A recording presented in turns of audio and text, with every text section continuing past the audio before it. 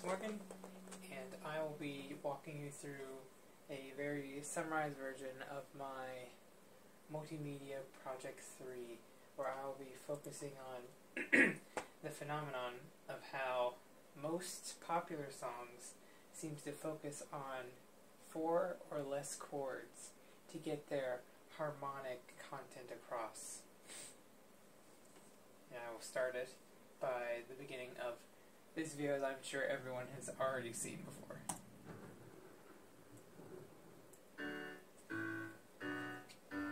Recognize this? Yeah, let's Don't Stop Believing, my journey, and the cast of play. Yeah, there's a few more songs in the same chords. Check it out. My life is brilliant, my love is pure. I saw an angel, of that I'm sure.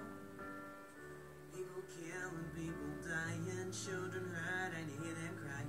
Can you practice what you preach? Won't you turn the other cheek?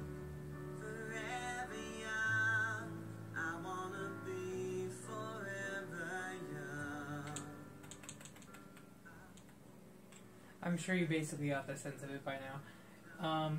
By using these chords, 1 tonic, 5 dominant, 6 the submediant, and 4 the subdominant, most popular songs can get into this overlapping diatonic loop that can keep repeating as long as they need to be able to get their message across. And because of the diatonic nature of the chords, you can use almost every single note in the diatonic scale over it. So any melody would work, as they're proving here. Quoting songs like later, like Lady Gaga's Poker Face, Natalia Imbriglia's Torn, and many more.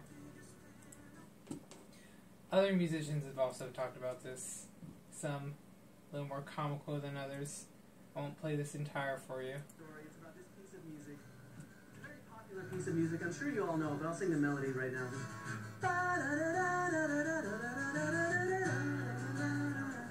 Yeah. It is also well known that this 4-chord progression is also a descendant of the Pachelbel's canon, which is 1, 5, 6, 3, 4, 1, 4, 5. This is a simplified version so that it can be easily repeated in groups of 4. The main argument I've been seeing is that from the suggestions of Theodor Adorno, who is actually referenced multiple times as I've learned through researching this, seems to have this rather pessimistic outlook towards this. As summarized by Joseph in the article that I've chosen, standardized music relies on glamour and childish methods of attention grabbing. This glamour and childish methods can be seen in ways that they make verses different in popular music, how they make choruses a little more exciting every time, changes like that. Very subtle, they don't change the harmonic content, but they do increase the emotional response of the listener. Many people see this as lazy or boring or as a sign of musical stagnation. In another study that I saw by a couple of professors in DC that you can find in the description, is they suggested 2 hypotheses regarding the harmonic content of popular music.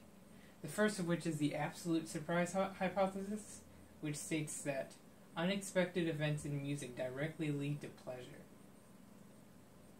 Which means, if something happens that you didn't expect, you might enjoy the song more, which is interesting. The second hypothesis states that the juxtaposition of unexpected events and subsequent expected events lead to an overall rewarding response. Which means, if there's things that you did expect in a song, like a chorus, you will find greater pleasure from hearing things you don't expect in a later verse. at the end of their study, they concluded that that both of these are true. Yes, unexpected things do cause a stimulus in the brain and do cause a better emotional reaction. But they also realize that familiarity plays a large role in this. In being familiar with a song could be expecting how the structure will go, expecting how the chords will go. And this leads back into the 4-chord method that a lot of people use, and they use that as just one of the ways to grab the listener's familiarity with the pieces that they write. This is in contrast to, as what Adorno and other researchers say, is in contrast with music that requires more critical listening, such as some classical and avant-garde types of music. Well, there are much more extreme versions, or less extreme versions. There is a piece by a band called Stalag that is an avant-garde metal rock band that shows rather bleak sounding music. This is all recorded from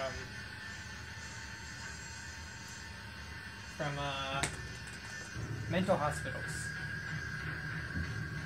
Obviously they're wanting a more emotional response from this music, where you can hear screams later down the line of mental patients, which I won't get into right now. And the Beatles' Revolution 9, which was a very avant-garde piece of theirs.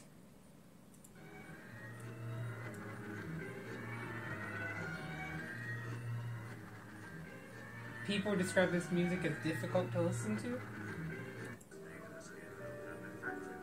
I would agree. But as many suggest, maybe music that requires more difficult or intense listening is better. I don't necessarily believe that is true. I believe that the 4-chord method actually opens more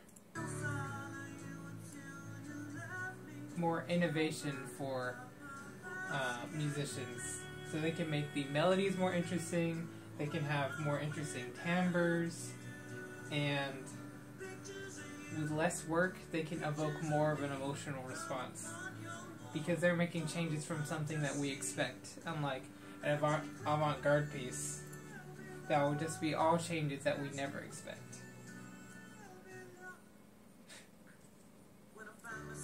So I hope this was interesting, and hope you have a good night. Thank you.